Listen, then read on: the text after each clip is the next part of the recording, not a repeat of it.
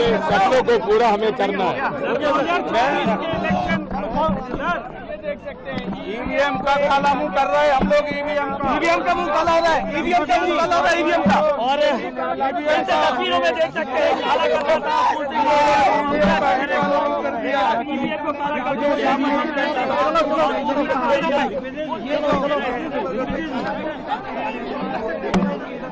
नमस्कार, आप देख रहे हैं विंध्य फर्स्ट। मैं हूं आपके साथ स्वर्णिमा। दिग्विजय सिंह का दावा है कि ईवीएम की वजह से उनकी हार हुई है।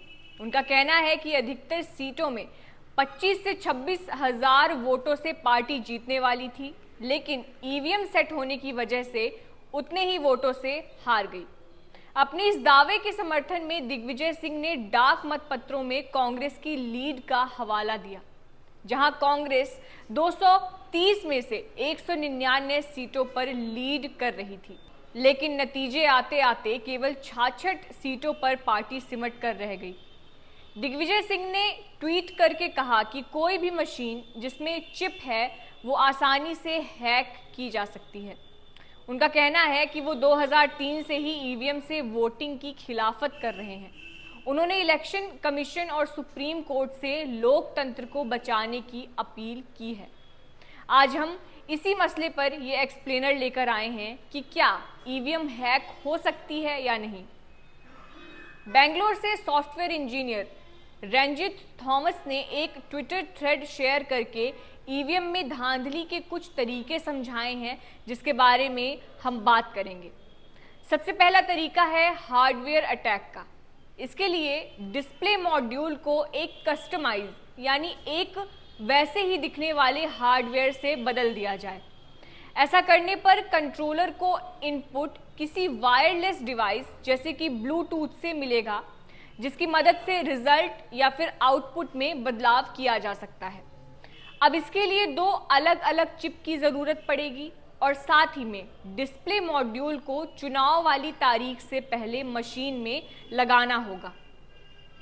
सबसे बड़ा सवाल यह है कि मशीन रैंडमली पोलिंग बूथ पर भेजी जाती है, तो ये कैसे तय होगा कि किस मशीन का हार्डवेयर चेंज करना है।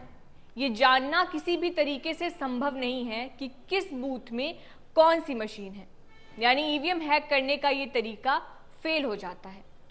दूसरा मेथड है chip on memory manipulation attack. इसके लिए EEPROM मेमोरी के डेटा को पढ़कर बदलना होगा। ये वही मेमोरी है जहां वोट स्टोर होते हैं। सबसे बड़ी बात है कि ये पूरा काम बिना डिवाइस को खोले हुए ही करना पड़ेगा। ये तरीका इम्प्रैक्टिकल है क्योंकि यूनिट में 2 EEPROM होती हैं जिसमें एक जैसा डेटा होता है। दोनों ही जगहों से डेटा को मिटाना और फिर नए सिरे से रजिस्टर करना पड़ेगा, वो भी ये सब बिना डिवाइस को खोले हुए ही करना पड़ेगा। इसके अलावा वीवीपैट के डेटा को भी बदलना होगा, जो पूरी तरीके से असंभव और इम्प्रैक्टिकल है। अगला तरीका है सॉफ्टवेयर टैंपरिंग का। इसमें एक सॉफ्टवेयर इंजीनियर द्वारा मैन्युफैक्चरिंग के दौरान कोई भी मैलिशियस कोड डिवाइस में डाल दिया जाए। इसको लेकर आम आदमी पार्टी के नेता सौरभ भारद्वाज ने संसद में डेमो भी दिया था, जिसके अंदर एक कोड के जरिए वोट को प्रभावित किया जा सकता है। लेकिन सबसे पहला सवाल ये उठता है कि एक बार में एक ही बटन दबाई जा सकती है और कोड कई अंकों के होते हैं।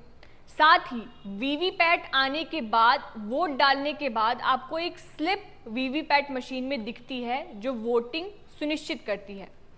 ईवीएम की अगर बात करें तो इसमें 2 यूनिट होते हैं, बैलेट यूनिट और कंट्रोल यूनिट। पहले वीवीपैट सिस्टम नहीं था। बैलेट यूनिट की बटन कंट्रोल यूनिट में जानकारी ट्रांसफर करती है। अब क्योंकि इस व्यवस्था पर सवाल उठ रहे थे, इसलिए वीवीपैट सिस्टम को लाया गया। ये कंट्रोल यूनिट में वोट रिकॉर्ड करने के साथ ही एक पेपर ऑडिट ट्रेल प्रिंट भी करता है, जिसमें चुने गए कैंडिडेट का चुनाव चिन्ह होता है। ये स्लिप 60 सेकंड तक डिस्प्ले होती है और काउंटिंग के दौरान कंट्रोल यूनिट से वोट गिने जाते हैं और एक्यूरेसी के लिए रैंडमली चुने गए बूथ के वीवीपैट वोट भी मैच करके गिने जाते हैं। ये कुछ तरीके हैं जिनके बारे में हमने बात की। हमने ये भी जाना कि ये किस तरीके से काम करते हैं।